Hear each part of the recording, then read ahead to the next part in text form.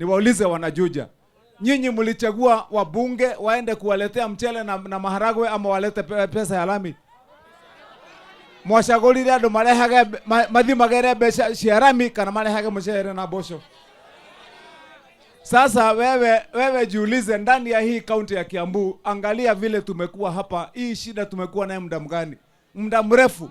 Hii Juja, kama kuna mahali ambayo iko nyuma na mambo ya maendeleo ya barabara, mambo ya maendeleo mengine, ni Juja ndio namba moja kwa kuwa nyuma. Ama namna gani jameni?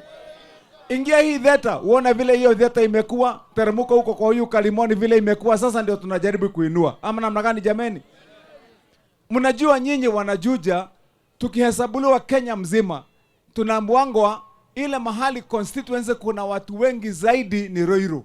Number 2 ni Thika. Number 3 kwa Kenya mzima ni Juja. Tuko pamoja jameni? Juja.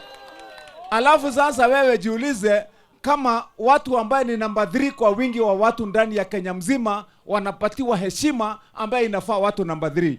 Hii Juja, mtu mama akigonjeka kiasi ya kuenda ati alikuwa anapata mtoto, inahitaji afanywe kwa operation kidogo, mbio ilikuwa ni kwenda Thika ama Ruiru. Ama namna gani jameni?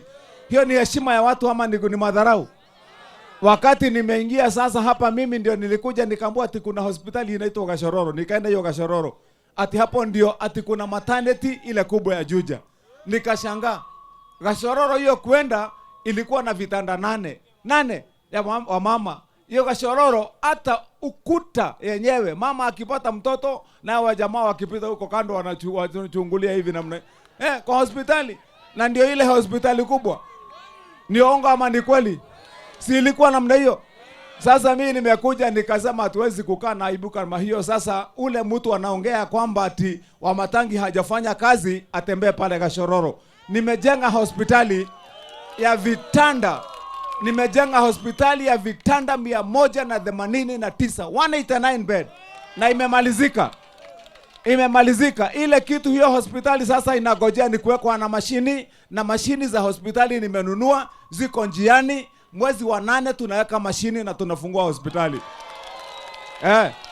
Yes. Sijuja tunaendelea jameni.